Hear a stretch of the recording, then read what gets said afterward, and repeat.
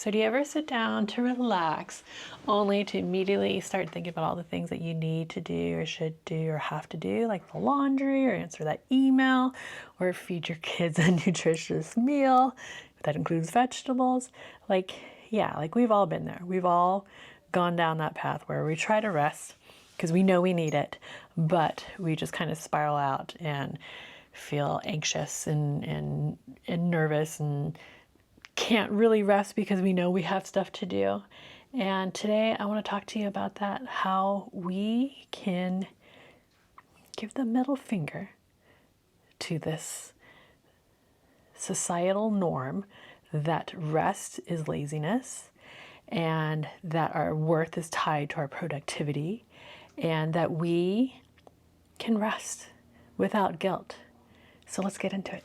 So yes, today's podcast is coming to you from my bedroom. It's a little messy right now, which is fine because I'm in the midst of helping my boys declutter their bedroom. They have a bit of a Lego problem and I'm helping them with that because they cannot do it themselves. I mean, they've cleaned their rooms, but their type of cleaning is just throwing everything in a basket and it's not organized, and I need to teach them how to organize and how to keep tidy. I can't just expect these little people to be able to do that.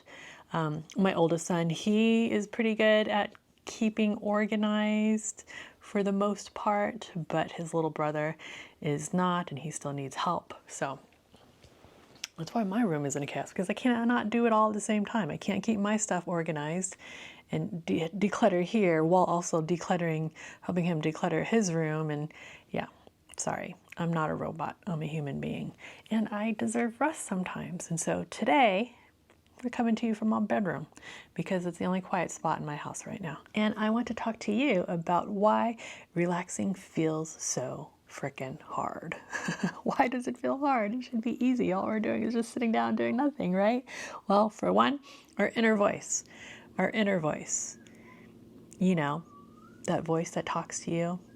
A lot of people see, what is it in the cartoons? You have like the angel and the devil on each side of you talking to you, whispering in your ears.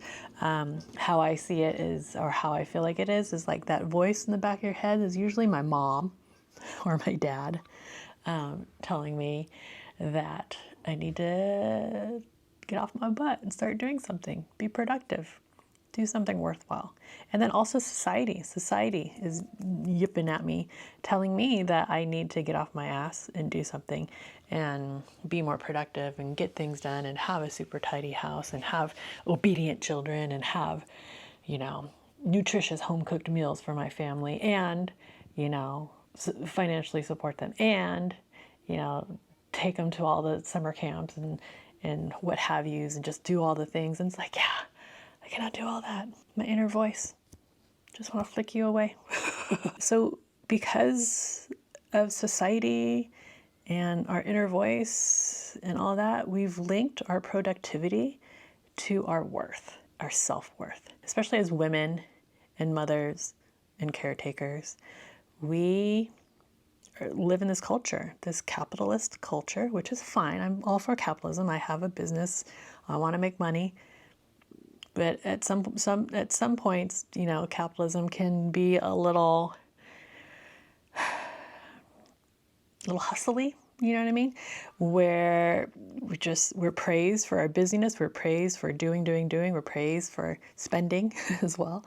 And rest just doesn't feel safe because we've learned to only feel valuable when we're useful. What we see online, like people doing things. So we equate that to being worthwhile. And we're sitting here doing nothing, scrolling on our phones, we're feeling worthless. And yeah, it doesn't have to be like that. It doesn't have to be like that. And our systems get stuck in this go mode or survival mode, We're just stuck in this fight, flight, or fawn kind of phase, and it's just a cycle and it's never ending. And when we sit to rest, we can't even rest because we're feeling like, oh no, we have all this other stuff to do. I can't just sit here on my butt and do nothing. And we feel guilty, and then we spiral out and start talking bad about ourselves. And that's not the way we want to do that. So my personal experience with rest and guilt is, I'm just going to talk about summer, because in the past, I just posted something on Instagram about this, where in the past me, during summer, there have more space, more time, more white space in our calendar. We don't have all the stuff, classes we need to go to, things we need to do. And yeah, like, because I homeschool my kids, if you weren't aware. So, and homeschooling doesn't mean we're just at home, only doing schoolwork at home. My kids do take classes outside of the home as well. And as my oldest son gets older, he takes more classes. So we're outside of the home more often than we used to be. So anyway, summer, more white space in our calendar. No vacations planned, just white space. And in the past, I would have packed that in. I would say, oh, there's all this white space. It made me feel uncomfortable. And so what did I do? I packed things in. We had to do beach days and barbecue with friends and museum trips and park days and picnics and hikes and all this other stuff. And it was exhausting. It was exhausting because by the time July hit, I was already, drained, not enjoying my summer because we were doing way too much. So this summer, we recently just cleared our patio because it was becoming like my husband was leaving all his work gear, and it was taking up a lot of space, looking very cluttered. So we cleared the patio, sprayed it down, reorganized everything, bought new furniture, and we had like this old deck area that we had taken apart like over a year ago, and we leveled it out, put some slate, some like leftover slate that we had from a project like 10 years ago, added some rocks, planted some citrus trees, added a bench. And so we just made our backyard feel more cozy and relaxing so that we don't feel this need to leave, where we're safe at home. And yeah, it's been great. We've been sitting outside playing Jenga, been sitting and watching the kids play, watching the butterflies and the birds, and it's just really nice and relaxing. And I want that for all of us. I want that for all of us. So yeah, in the past, I packed my schedule because resting just felt unsafe. And now I'm making rest feel safe. And let's get into how you can do the same. So when it comes to rest, we need to start where we are and not where we think we should be. Like a lot of us, we set these lofty goals and then we think we should meet them right away. And it's like, no, that's not how it works. It takes time to meet your goals. And so like right now, I'm on this walking journey. I used to be very active. I used to dance hula. I used to walk everywhere. And I feel like these past 2 years, that hasn't happened. And so I'm getting back into the routine of becoming a daily walker. And so my goal is to minimum hit 10,000 steps. But I already know that's not going to happen right off the bat, right? I'm going to gradually get there. So yeah, like 2 days ago, I was able to hit the 10,000 mark. Yesterday, only 6,000. And that's okay. That's okay. Because I know it's a slow progress to get to the point where I want to be. Ideally, I want to be walking like between 10 to 20,000 steps, 10,000 to 20,000 steps a day. But I'm not there yet. So start where you are and not where you think you should be, because it makes things so much easier when you do that. It's so much less stressful. And yeah, like we got this. So first thing we need to do is name the discomfort. Name the discomfort. And I feel like just saying it out loud, I feel anxious when I'm resting because I feel like I need to do other things, is very powerful. Saying it out loud. Thinking it, yeah, you can think it, but saying it out loud, I don't know what it is, just announcing it to the universe just makes it much more powerful than just thinking it in our head or ignoring it like so many of us do. Because like when we feel that discomfort with resting, we pick up our phones and then we start scrolling. And that's not rest, because resting is both physical and mental. And if you're on your phone, you're getting those dopamine hits, you're not resting. You're not resting at all. Next is to create safety around rest. So kind of like what we did with our backyard, where we are making a nice cozy space. Also with my kids' bedroom, making it a nice cozy space by decluttering it and not having Legos all over the place, because when you have a disorganized home, it raises your cortisol levels. And your cortisol is like, your stress levels. And we don't want that. We want low cortisol. We want low stress levels. We want to feel safe where we are. So maybe that safety for you could be, when you're resting, is to light a candle when you sit down to rest. Maybe it's to make a nice warm cup of tea, or if it's hot where you're at, making a tasty cold beverage like a lemonade, homemade, home squeezed lemonade. Maybe it's wrapping yourself in a cozy blanket. Whatever it is to help you feel safe while you're resting, do it. Because your body, your mind, I don't know, I guess because it's your downstairs brain or your lizard brain or your subconscious, whatever you want to call it, doesn't know the difference from real danger and perceived danger. And if you're sitting down to rest and you start feeling uncomfortable with it, your body's going to go into that alert mode. You're going to go into that fight or flight or fawn mode. And we don't want that. We don't want that. We're safe and we're okay. And we have to remind our lizard brain or our primitive brain, our subconscious, that we're safe and we're okay. Next is that micro rest is still rest. So if you can only squeeze in 5 minutes, that's still rest. Where you just stop and you slow down and you don't pick up your phone, don't look at any screens. Remember, don't look at any screens and just sit and be still and be in the moment. That's better than not doing anything. And once we get in the habit of doing that, then it'll be easier to increase the time and to schedule in or have more rest time in our days. And remember, baby steps. You don't have to, say, I'm going to rest an hour a day and then never get to it because everything always comes up and we got other things to do and an hour seems like so long, whereas 5 minutes is nothing. 5 minutes is nothing. Next is to practice non-productive rest. So rest doesn't always have to be, laying down or sitting down. Rest can also be a walk out in nature. And this is something I've been doing before. When I would go on hikes or go on walks, I would always listen to a podcast. That was like my podcast time. And it was great, but at the same time, I didn't really feel fully rested after that because I wasn't clearing my mind. Instead I was inputting stuff into my mind while I was walking, doing an active rest. And so I stopped doing it. I started to not listen to a podcast or an audiobook while I was walking or hiking.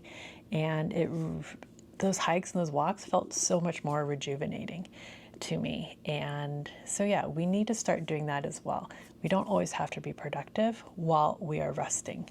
So just rest, just listen to the birds, notice the little critters walking across your path.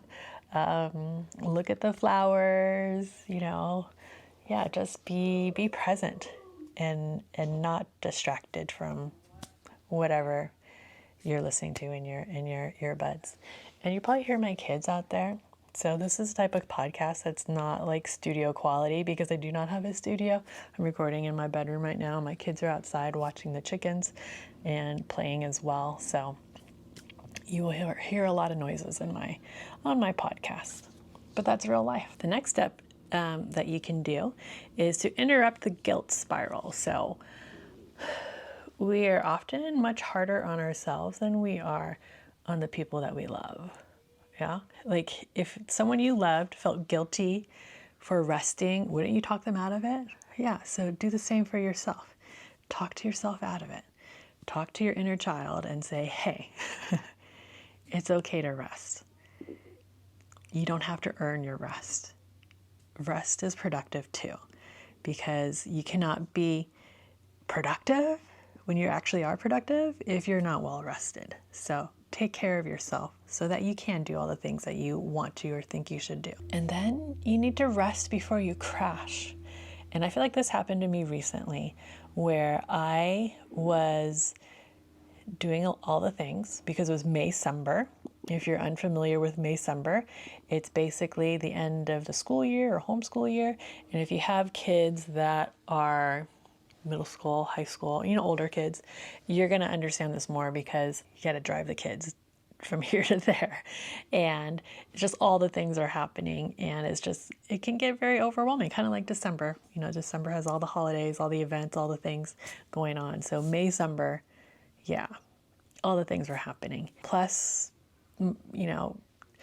being online with my business and my membership on Substack and just doing all the things, recording podcasts, recording videos for YouTube, just doing all that, plus homeschooling, plus all the end of the year activities that we were doing. And I ended up getting like a 1 day kind of an illness. And the next day, I don't know if it was because I had gotten sick or because of allergies or maybe a combination of two, but I couldn't speak for more than 20 seconds without coughing. Like I was constantly coughing. I had like this nasal drip happening and just constantly coughing. And so I couldn't record any more podcasts. I had a private podcast for my Substack, my paid Substack members, and I couldn't record that. I couldn't record this podcast. I couldn't do YouTube videos. I couldn't do all the things I wanted to do.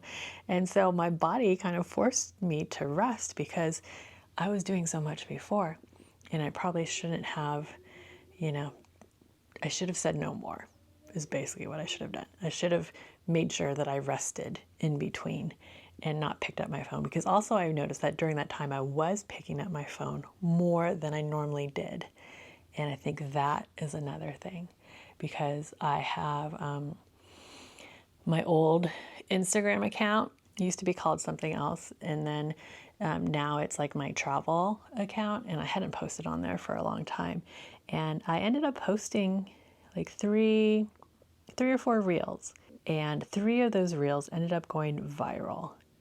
And that's something I've never experienced before, and so it was kind of overwhelming.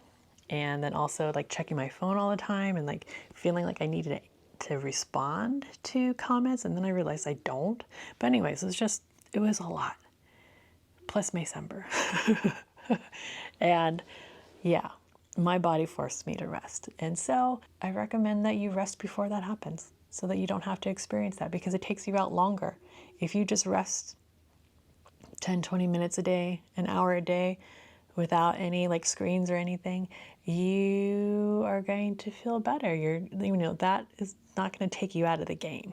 Whereas for me, it took me out for like 3 weeks. Luckily, like people that are in my membership and that follow me online are totally cool with that. But the past me would have freaked out, to be honest. The past me would have freaked out if I wasn't able to do all the things that I had promised. So rest before you crash. And then finally, let rest be a protest. Very fitting for this time of year. Let rest be a protest. And it's not lazy. Rest is not lazy. Rest is a resistance to culture, to our culture that wants you exhausted and obedient. So big middle finger to all of them. Yeah, big middle finger. Let rest be protest. So to end, I have some questions for you to reflect upon. So the first one is, what comes up for me when I try to rest? 2, where did I learn that being productive equals being valuable? 3, what kinds of rest actually feel good and nourishing to me? And 4, what would change if I believed rest wasn't something I had to earn? And so break out your journal, reflect on all of this. Your journal does not have to be fancy or anything like that. Like my journal is just a Mead notebook, and I write in it, and then when I'm done, I toss it, I recycle it. I do not keep it. I don't need to keep it.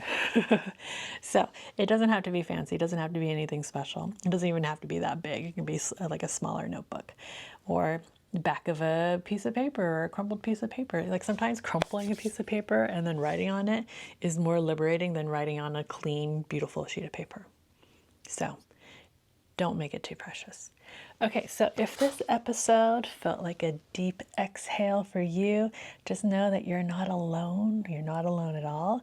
So many of us are trying to unlearn, like I'm constantly trying to unlearn the lie that rest is something that we have to earn. And I just wanted to let you know that this summer I do have only three openings for my one-on-one coaching. If you're interested in that, just I'll leave the link down below. And yeah, I hope to see you guys in the next episode. And if you are watching this on YouTube, make sure you subscribe and hit the like button. On YouTube, it's not just the podcast. It's not just the podcast. It's also some vlogs as well. And those vlogs are either like a week in a life, day in a life kind of thing, or travel. So you get everything when you subscribe to Cozy Notes on YouTube. But if you're listening to this as a podcast, I'm so happy you're here. Leave a review. 5 stars would be awesome on Apple iTunes or Apple Podcasts. Is that what it is? Yeah. Okay. And I'll talk to you guys later.